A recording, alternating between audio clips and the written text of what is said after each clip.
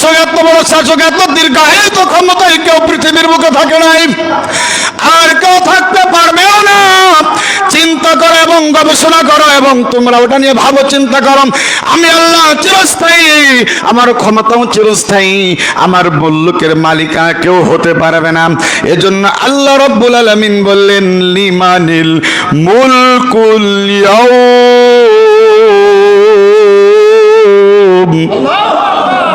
এ মালিকে, এই মুলুকের রাজত্ব কার? এই যে পৃথিবীর চরাচরের মালিক কে? লিল্লাহিল ওয়াহিদুল কাহ্হার। আল্লাহ বললেন মালিক আমি। কে মালিক? আরো জোরে বলেন কে মালিক? আরো জোরে বলেন কে মালিক? আল্লাহ যদি মুলুকের মালিক হয়, শাসন কার? চোখ রাঙানি কার? তো চোখ রাঙাবে আল্লাহ, শাসন করবে আল্লাহ, আর সাবধান বাণী নাজিল করে দিয়ে আমাদেরকে সাবধান করে দিয়েছেন সে আল্লাহ। নবীর মাধ্যমে আমাদেরকে সতর্ক করেছেন, সাবধান করেছেন, হে পৃথিবীর মানব মণ্ডলী, তোমরা জাহান্নামের ভয়ে আগুন থেকে সাবধান হয়ে যাও। দুর্নীতি করা যাবে না, যাবে, আর নিজের নীতির বিপক্ষে যাওয়া যাবে না। সত্যনিষ্ঠার সাথে হক পন্থা অবলম্বন করে সামনের দিকে অগ্রসর হও। হকের বিপক্ষে যখনই যাবা তখন তোমার বিপদ আছে না নাই? আমি গত দু একদিন আগে একটা ঘটনা পড়ছিলাম, ঘটনাটার নাম দেওয়া হয়েছিল হারুন নামা। কি নামা? ঘটনাটির নাম দেওয়া হয়েছিল হারুন নামা। যে কোনো একজন আলেমের বিপক্ষে তার চক্রান্ত এবং তার সাজানো নাটকের একটি বৃত্তান্ত ওখানে লেখা ছিল।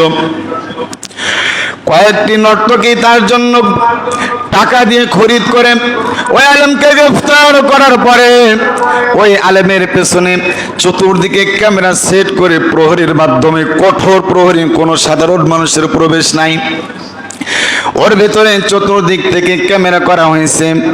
ওই আলেমকে একাংশে দিয়ে দুই পাশ থেকে দুইজন নর্তকীকে তার জন্য লেলিয়ে দেওয়া হয়েছে এবং তাকে সমাদর করছে আর বিভিন্ন প্রকারের প্রলোভন দেখাচ্ছে। আলেম তখন বলছে, আমি শুধুমাত্র ইউসুফ নবীর মতো আল্লাহর উপরে ভরসা করেছিলাম। আল্লাহ, আমি বুঝতে পারছি এখানে সূক্ষ্ম কোনো ষড়যন্ত্র চলছে। কথা বলেন, কথা কার?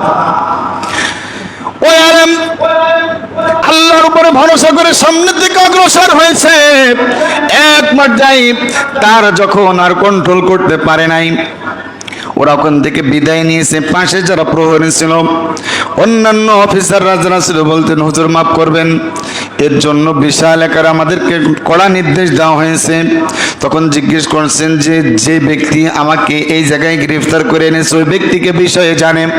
ওই অফিসার তার সাথে সমস্ত ঘটনাগুলো খুলে খুলে বলেছে ওই গোপন জায়গার ভিতরে।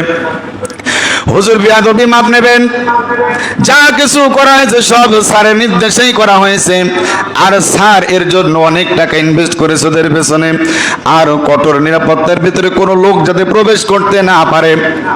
আলেম বলছেন, আমি কারাগারের ভিতরে যাওয়ার পরে আমার সাথে যত কারাবন্দী ছিল, যত আলেম ছিল, তাদের সকলের কাছে এই ঘটনা আমি উল্লেখ করেছি, সকলের কাছে আমি প্রকাশ করেছি। আর 2-3 দিন আগে সে অন্য একজনের মাধ্যমে, মোবাইলের মাধ্যমে লিখে পুরা ঘটনা সে প্রকাশ করেছে।